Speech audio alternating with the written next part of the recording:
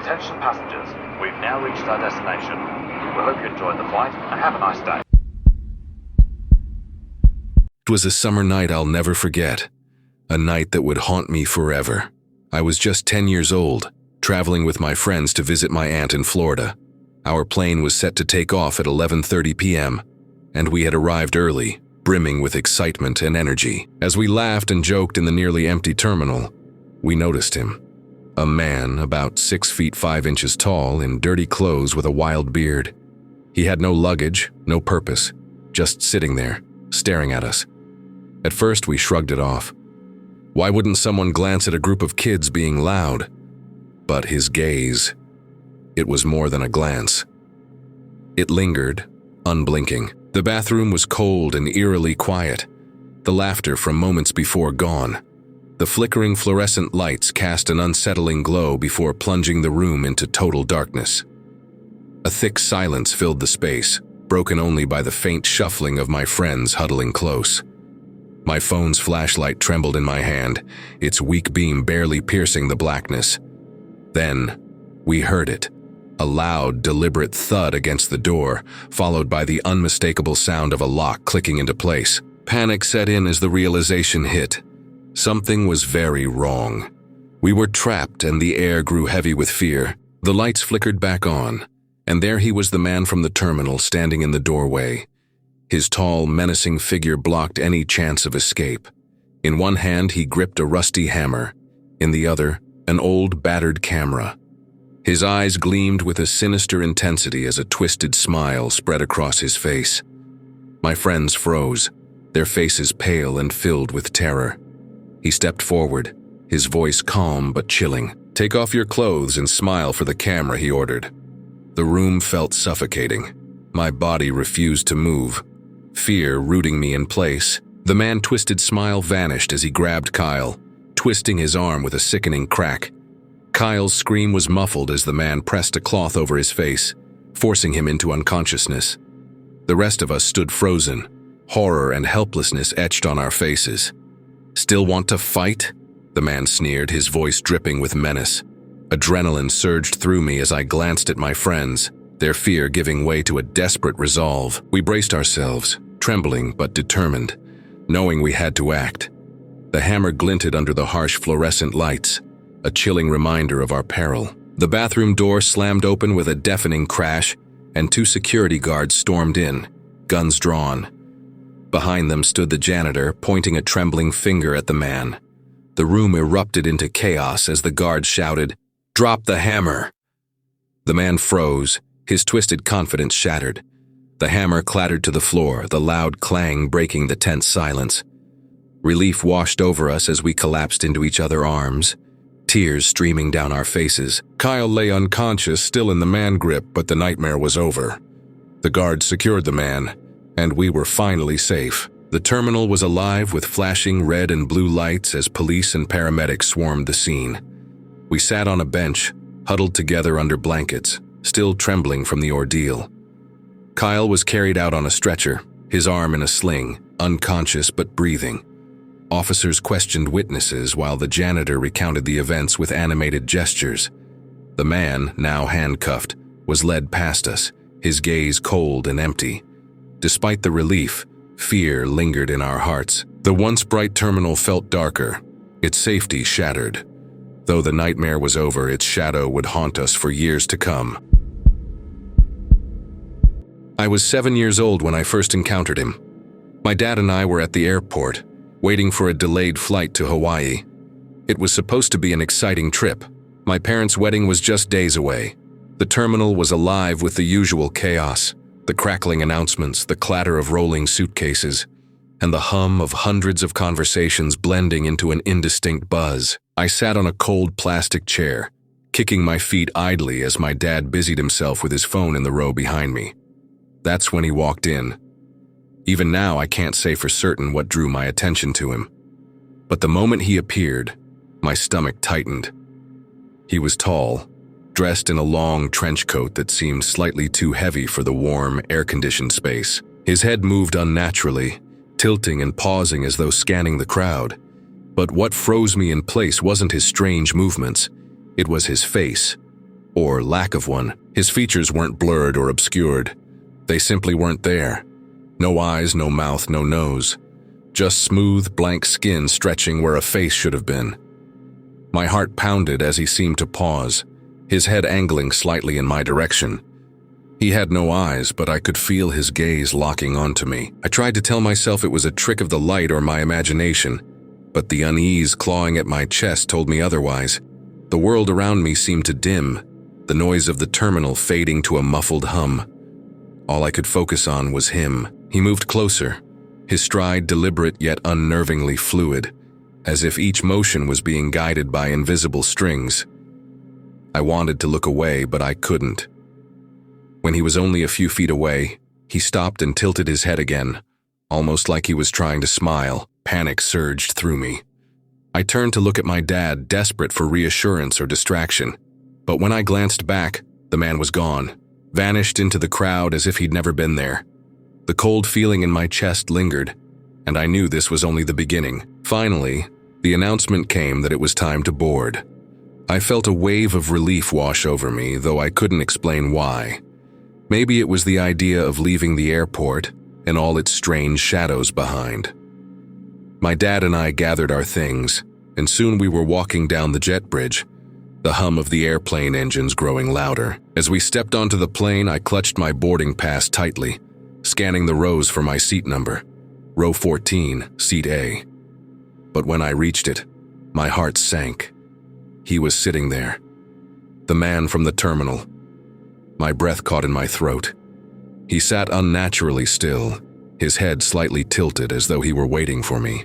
His faceless head turned in my direction, and though I couldn't see his eyes, I felt the weight of his attention bearing down on me like a physical force. Before I could say anything, my dad spoke up. "Excuse me, that's her seat," he said, his tone firm but polite. The man didn't respond right away. He just sat there, motionless. Then slowly, he stood, his movements fluid and strange, like a puppet on strings. As he stepped aside, his hand brushed against me. It wasn't a simple accident. It lingered, cold and deliberate. A shiver ran through my body and I stumbled back, instinctively clutching my arm as if to shake off his touch. My dad didn't seem to notice anything unusual. He gave me a reassuring smile and gestured for me to sit down. I slid into my seat, feeling the weight of the man's presence as he moved a few rows behind us. I couldn't relax. I kept glancing over my shoulder, expecting to see him staring at me.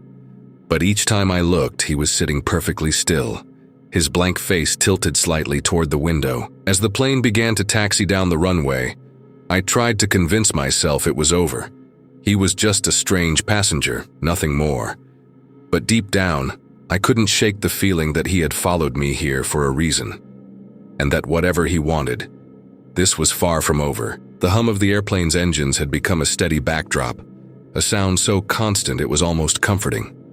Passengers around me were settled in, some reading books, others watching movies on tiny screens, and a few dozing with their heads tilted awkwardly against the windows.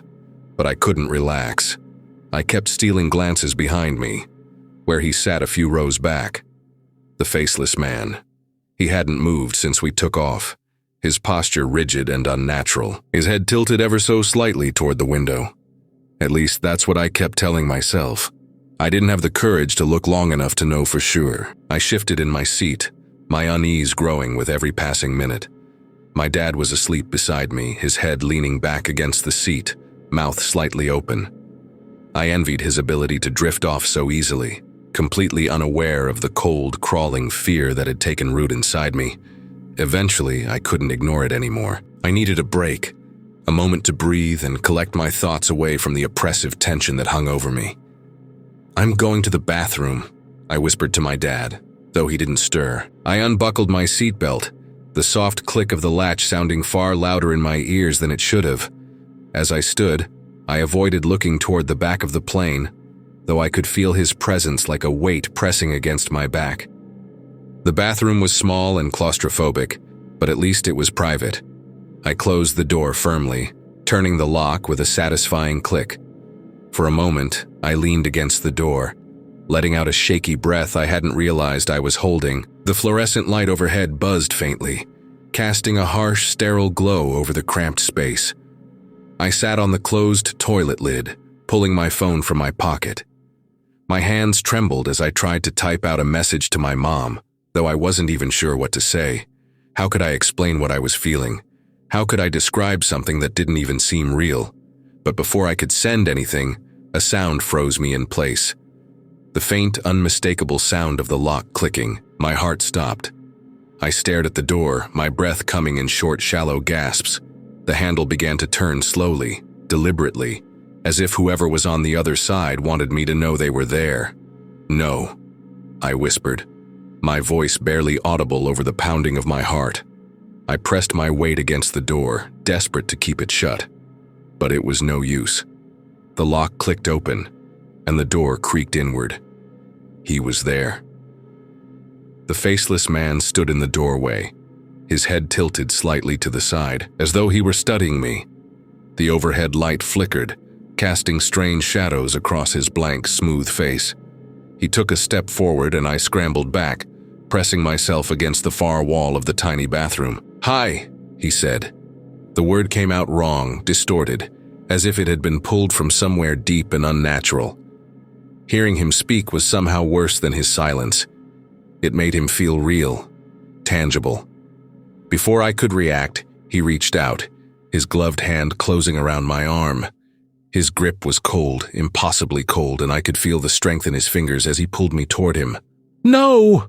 I screamed, thrashing against his hold. My voice was shrill and desperate, filling the small space and spilling out into the cabin. His other hand moved to my chest, and the cold radiated through my shirt like ice. My mind raced, one word echoing over and over. I fought harder, kicking and clawing, my panic giving me strength. The bathroom door was wide open now, and I could hear commotion outside. Footsteps, voices. "Help!" I screamed again, my voice breaking, and then, suddenly, he was gone. A flight attendant stood in the doorway, her face pale and shocked. Behind her, passengers craned their necks to see what was happening. She grabbed the man by his arm, pulling him back into the aisle. He didn't resist. His head tilted unnaturally as he looked at me one last time, his featureless face somehow managing to convey a chilling sense of amusement. The flight attendant's voice was firm, though I could hear the tremor in it as she called for assistance. 2 other passengers joined her, helping to restrain the man as they moved him to the back of the plane. I collapsed onto the toilet lid, my entire body shaking. Tears streamed down my face and my breaths came in ragged gasps. The small bathroom felt even smaller now, the walls closing in around me. A soft knock on the door startled me, and I flinched. "Miss, are you all right?" It was the flight attendant. Her voice gentle but concerned. I nodded, though she couldn't see me, and managed to croak out a weak, "Yes." I don't know how long I sat there, trying to calm myself, trying to convince myself it was over. When I finally emerged, the passengers were quiet, their eyes filled with a mix of curiosity and pity. My dad was awake now, his face etched with worry as he pulled me into a tight hug. The rest of the flight passed in a blur. I couldn't stop trembling, couldn't stop looking over my shoulder, even though I knew the man was restrained. When we landed, the police were waiting.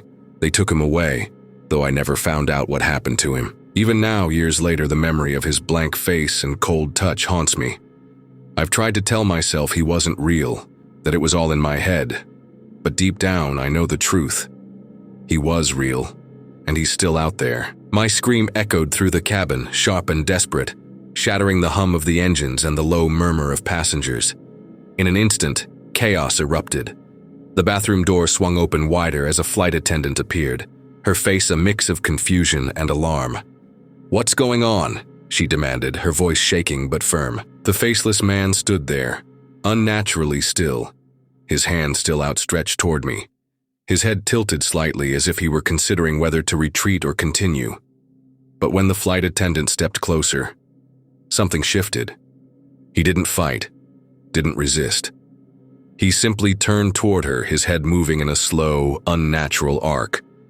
Passengers craned their necks to see the commotion. A man a few rows back rose to his feet, his expression grim. "Do you need help?" he called out. "Yes," the flight attendant replied, her voice firm now. Restrain him, two passengers approached, and together they pulled the faceless man into the aisle. His movements were jerky, almost mechanical, as though his limbs didn't quite belong to him. Even as they dragged him away, his blank, smooth face remained tilted in my direction, as if he was trying to burn the image of me into whatever he had for a mind. I stayed frozen in the bathroom, trembling, tears streaking down my face. My dad's voice cut through the chaos as he rushed to my side. "Are you okay?" he asked, pulling me into his arms. I nodded weakly, though the truth was, I wasn't sure. The man was gone, restrained at the back of the plane, but his presence lingered like a cold shadow. Even as the plane landed and the police took him away, I couldn't shake the feeling that this wasn't the end. Years have passed since that flight, but the memory of that faceless man has never left me.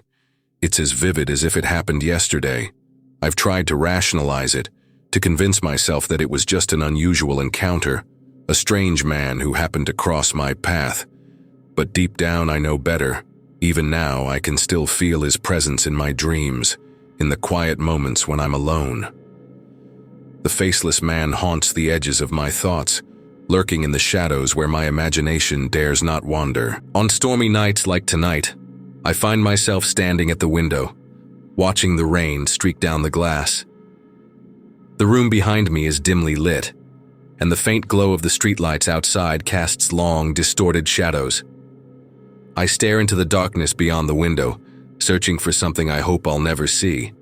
But in the reflection, sometimes I catch a glimpse, just a flicker of movement, a silhouette where no one should be. My breath catches and my heart races, though I never turn around. I've learned it doesn't matter. If he's there, he won't leave until he's ready. I've tried to move on, tried to forget, but the fear clings to me like a second skin. The man without a face didn't just terrify me that day. He changed me. I step away from the window, the rain still pounding against the glass. As I turn off the lights and crawl into bed, I know sleep won't come easily. Somewhere out there, he's still watching, waiting. And though I tell myself it's over, a part of me knows the truth. The faceless man isn't finished with me yet.